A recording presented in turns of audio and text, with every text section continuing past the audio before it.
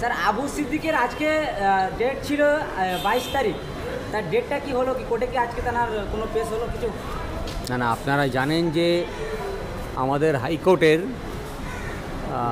যে ডিটারমিনেশন ছিল কোন জজ কোন মামলা নেবেন, সেই যে ডিটারমিনেশন চিফ জাস্টিস ঠিক করে, সেইটা এই মধ্যবর্তীকালে পরিবর্তন হয়েছে। ফলে এখন অন্য জজের ঘরে গেছেন, তিনি তার মামলা কেমনভাবে নেবেন তার পদ্ধতি নিজেই ঠিক করেন। ফলে আজকে সেই মামলা নেই লিস্টে। আমরা আদালতকে জানিয়েছি, আদালত যেহেতু অন্য মামলা অনেক প্রেশার আছে, পরের সপ্তাহে আবার আমাদেরকে মনে করাতে বলেছেন মেনশন করে, তো সেটা আমরা করব। আর তার পরিবারের আরেকজন সদস্য যাকে বলা হয়েছে তিনি এফআইআর করেছিলেন আবু সিদ্দিকীকে ধরার পেছনে, তিনি নিজে একটা মামলা করেছেন এবং জানিয়েছেন যে তিনি কোনো এফআইআর করেননি এবং তিনিও এই ঘটনার শিকার হয়েছেন। তো সেই মামলাটি আগামী বৃহস্পতিবার শুনানির কথা আছে। ফলে আজকে কোনো মামলা শুনানি হচ্ছে না, যা হবে আগামী বৃহস্পতিবার বা পরের সপ্তাহে হবে, কোর্ট যেমন দিন ঠিক করবেন। আবু সিদ্দিকের এই মামলাটি সরে অমৃতা সেনার মাননীয় অমৃতা সেনার বেঞ্চ থেকে সরে গিয়ে কোন জজ? এখন এই পুলিশ সংক্রান্ত বিষয়ের মামলা নিচ্ছেন জাস্টিস রাজস্বী ভরদ্বাজ, সেই কোর্টেই মামলা হবে। তবে যেটা দুর্ভাগ্যজনক সেটা হচ্ছে যে আপনারা সকলেই জানেন যে জাস্টিস অমৃতা সিনহার ঘরেই মামলাটা হচ্ছিল এবং মামলাটার নির্দেশের পরে এই ডিটারমিনেশন চেঞ্জ হয়েছে।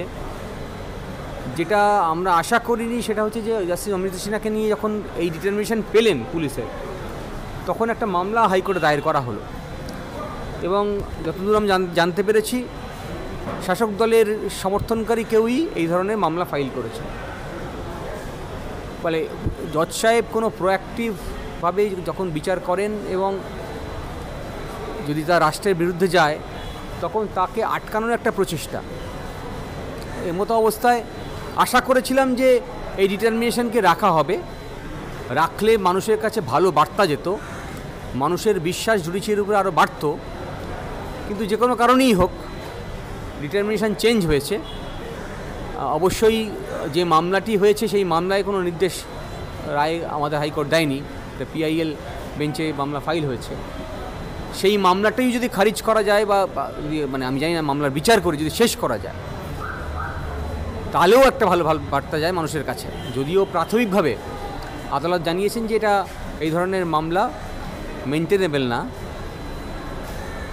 কিন্তু মামলাটা নিষ্পত্তি হলে এবং যেহেতু একটা বার্তা দেওয়ার চেষ্টা করেছে যে বেঞ্চকে, এই অমৃতা সেনের বেঞ্চকে এই মামলা শুনানি করতে দেওয়া যায় না, ফলে সেইটাকে খারিজ করে দিতে পারলেও বা তার কাছে এই ডিটারমিনেশন থাকলে আসলে মানুষের কাছে বার্তা যেত যে আদালতের উপরে আরও আস্থা বাড়তে পারে কীভাবে। তো সেইখানটায় আদালতেই আলটিমেটলি ডিসাইড করবে, যে চিফ জাস্টিস তিনি ডিসাইড করবেন কীভাবে ডিটারমিনেশন ঠিক হবে। কিন্তু আমাদের মনে হয়েছে যে মানুষের আস্থা কোথাও বাড়ত, সেটা কোথাও ঘাটতি হলো।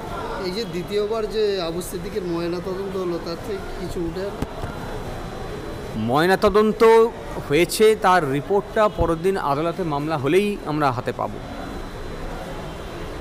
তাছাড়া ময়নাতদন্তের পরে ওদেরই দেওয়ার কথা ছিল, কিন্তু খুব স্বাভাবিক কারণেই ওরা প্রথম থেকেই ঘটনাটাকে যেহেতু লুকানোর চেষ্টা করছে, হাইড করার চেষ্টা করছে, ফলে তারা দেয়নি। আমরা আশা করি দেবে, আর না হলে আদালতে যখন মামলা হবে তখন আমরা দাবি করেই নেব।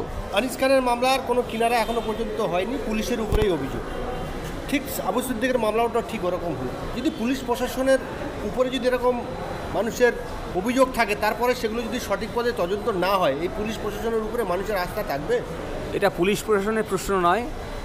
গণতান্ত্রিক ব্যবস্থায় পুলিশ প্রশাসন কীভাবে কাজ করতে পারে, কাকে পুলিশ স্টেট বলে, এইগুলো বুঝে নেওয়ার ক্ষমতাটা এই যারা রাষ্ট্র ব্যবস্থায় আছেন তাদের নেই, বা তারা সচেতনভাবেই একটা পুলিশ স্টেট তৈরি করার চেষ্টা করছে। ফলে তার পরিণতিতেই আনিস খানের মৃত্যু, তার পরিণতিতেই আবু সিদ্দিকের মৃত্যু। এবং আজকে আমাদের হাইকোর্টে একটা রেজলিউশন হয়েছে যে একজন আইনজীবীর গায়ে হাত দিয়েছেন পুলিশ। ফলে ঘটনাক্রম ধীরে ধীরে বাড়ছে।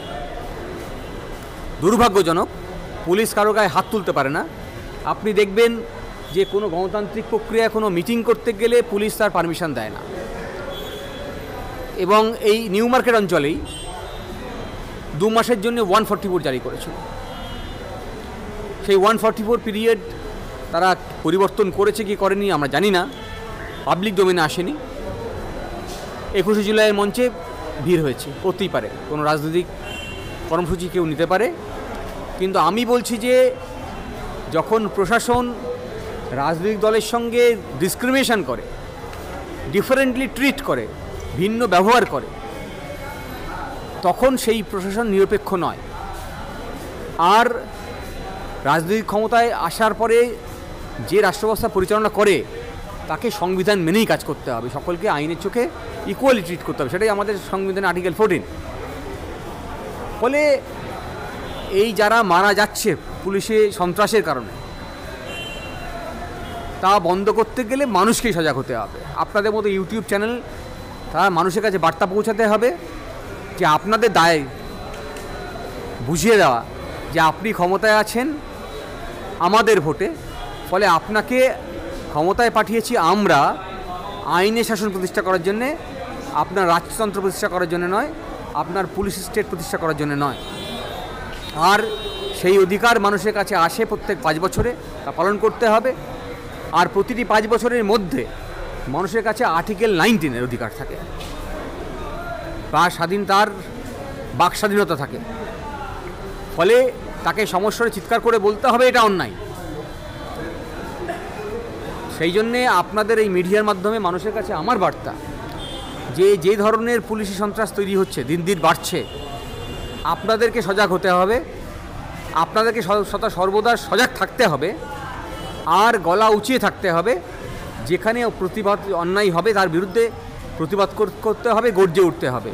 আদারওয়াইজ এই পুলিশ সন্ত্রাস আপনি আটকাতে পারবেন। আমরা দেখলাম যে যে রাজ্যের পুলিশ মন্ত্রী মমতা বন্দ্যোপাধ্যায়, সেই রাজ্যে পুলিশের উপরে বারংবার কখনো আইনজীবীদের উপরে আক্রমণ করা হচ্ছে, কখনো সাধারণ মানুষের উপরে। এবার সাধারণ মানুষ যখনই প্রতিবাদ করছে তাদেরকে মিথ্যা কেসে জড়িয়ে দিচ্ছে সেই রাজ্যের পুলিশ, মমতা বন্দ্যোপাধ্যায়ের পুলিশ। কি বলবেন এই বিষয়ে, কি আপনাদের মতামত? সেটাই প্রথমেই বললাম যে যখন শাসন ক্ষমতায় কেউ আসে তখন সে কোনো রাজনৈতিক দলের প্রতিনিধি আর নয়, তখন তাকে সংবিধান মেনে সকলকে আইনের চোখে সমানভাবে ট্রিট করতে হবে। সেটা কি হচ্ছে? কিন্তু দুর্ভাগ্যবশত পুলিশকে পরিচালনা করছেন এই যারা পলিটিক্যাল এক্সিকিউটিভ, যারা রাজনৈতিক ক্ষমতায় জিতে এসছেন, তারা পুলিশদেরকে পরিচালনা করছেন। আর আরও দুর্ভাগ্যের বিষয় হচ্ছে যারা পুলিশ বা উচ্চ পদাধিকারী আছেন, যারা আসলে সংবিধানে শপথ নিয়ে এখানে কাজ করছেন, নিরপেক্ষভাবে কাজ করার কথা,